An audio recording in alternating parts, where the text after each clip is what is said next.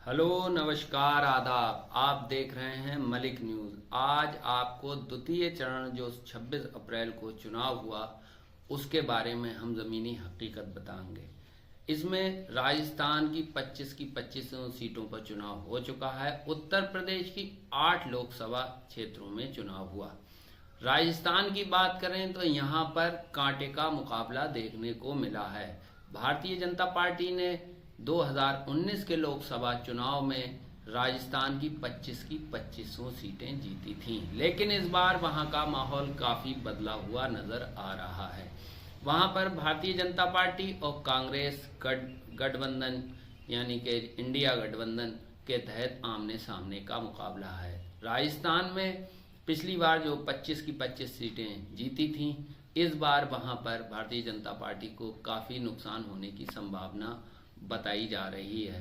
काफ़ी जो experience holder लोग हैं वहाँ का उन्होंने जो सर्वे ज़मीनी स्तर पर किया है और जो जानकारियाँ वहाँ से मिल रही हैं, राजस्थान में इस बार भारतीय जनता पार्टी को 8 से 12 सीटों का नुकसान उठाना पड़ सकता है।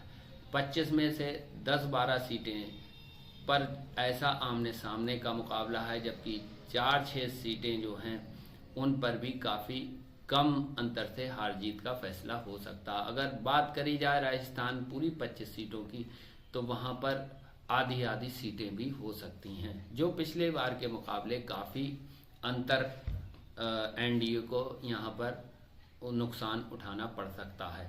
राजस्थान में राजपूत समाज, जाट समाज और तमाम तरीके से वहां पर विरोध का सामना भारतीय जनता पार्टी को करना पड़ा है। वहां पर उसे नुकसान इसलिए उठाना पड़ रहा है, इसलिए अंदाज ये लगाया जा रहा है वहां पर आधी आधी सीटें हो सकती हैं। अब हम अगर उत्तर प्रदेश की बात करें तो पश्चिमी उत्तर प्रदेश की 8 सीटों पर ये चुनाव हुआ। पहले फेज में 102 सीटों पर हुआ था और दूसरे फेज में जो चुनाव हुआ वो 88 लोकसभा क्षेत्र में चुनाव हुआ।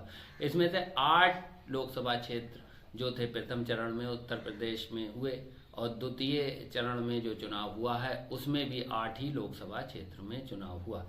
इन 8 में से 7 पर भारतीय जनता पार्टी का कब्जा था, जबकि एक सीट जो थी अमरोहा में यहाँ पर समाजवादी पार्टी और बहुजन समाज पार्टी गठबंधन के उम्मीदवार दानिश अली चुनाव जीते थे। लेकिन इस बार दानिश अली ने बहुजन समाज पार्टी छोड़कर इंडिया गठबंधन कांग्रेस के टिकट पर चुनाव लड़ा। और अमरोहा की अगर बात करें तो यहाँ पर भारतीय जनता पार्टी और कांग्रेस और सपा गठबंधन, इंडिया गठबंधन और बहुजन समाज पार्टी के बीच त्रिकोणीय मुकाबला देखने को मिला है। अगर बात करी जाए यहाँ पर तो मुस्लिम समाज का 42% वोट है और लगभग 13 से 12 या 13 दलित समाज का वोट है। तो यहाँ पर बहुजन समाज पार्टी का जो वोट है वो इस बार हाथी पर जाता हुआ सीधा सीधा सा दिखाई दिया है।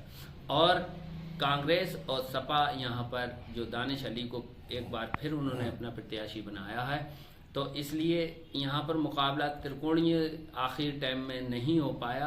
कुल मिलाकर भारतीय जनता पार्टी और इंडिया गठबंधन के बीच मुकाबला देखने को मिला। दानिश अली यहाँ पर थोड़ा सा मजबूत दिखाई दिए हैं और अंदाज लगाया जा रहा है यहाँ से इंडिया गठबंधन की ये सीट अब की फिर जीत सकती है। पिछली बार इस सीट पर दानिश अली गठबंधन से चुनाव जीते थे और ये 8 जो लोकसभा क्षेत्र में चुनाव हुआ था 2019 में, उसमें से 7 सीटों पर भारतीय जनता पार्टी का कब्जा रहा था। मात्र जो थी अमरोहा की सीट जो थी उस सीट पर भारतीय जनता पार्टी को हार का सामना करना पड़ा था। लेकिन इस बार जो है 7 की 7 सीटें भारतीय जनता पार्टी को जो 2019 में मिली थी उस पर भारतीय जनता पार्टी को काफ़ी बड़ा नुकसान उठाना पड़ सकता है। जैसे मेरठ की लोकसभा क्षेत्र है, वहाँ पर समाजवादी पार्टी के उम्मीदवार इंडिया गठबंधन के वहाँ पर काफ़ी मजबूत दिखाई दिए। वहाँ पर एक मुश्त मुस्लिम समाज का वोट उन्हें मिला और दलित समाज का भी वोट उन्हें काफ़ी अच्छी तादाद में मिला है। यहाँ पर भारतीय जनता पार्टी के मेरठ में इस बार भारतीय जनता पार्टी ने अपना उम्मीदवार बदल दिया है और समाजवादी पार्टी ने 2 बार यहाँ से अपना प्रत्याशी बदला और गठबंधन के तहत, इंडिया गठबंधन के तहत समाजवादी पार्टी के प्रत्याशी को जो है दलित समाज से हैं, उन्होंने अपना उम्मीदवार बनाया। दलित समाज यहाँ पर काफ़ी अच्छी तादाद में है, मुस्लिम समाज 6.5 लाख वोट हैं लगभग, और यहाँ पर बहुजन समाज पार्टी ने भी अपना उम्मीदवार त्यागी समाज से दिया।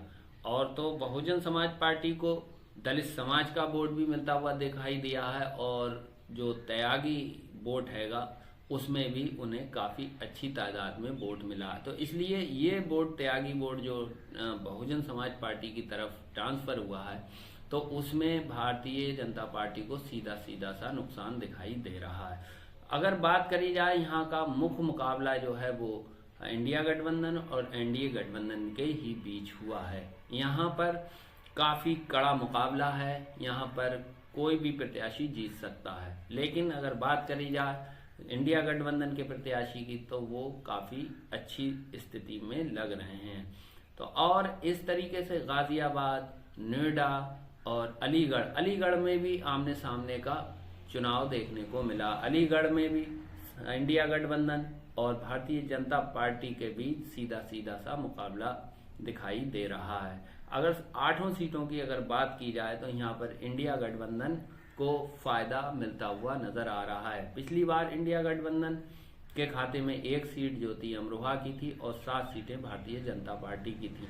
लेकिन इस बार ऐसा लग रहा है कम से कम 4 सीटों पर इंडिया गठबंधन जीतता हुआ दिखाई दे रहा है, और 2 सीटों पर कड़े मुकाबले में है।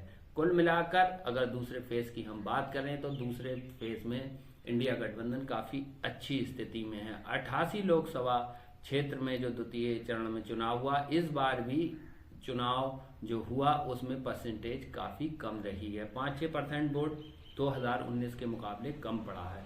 इसका भी सीधा सा अंदाज लगाया जा रहा है, इसका सीधा सा नुकसान भारतीय जनता पार्टी को उठाना पड़ सकता है। कम वोट जो पड़ा है, लोगों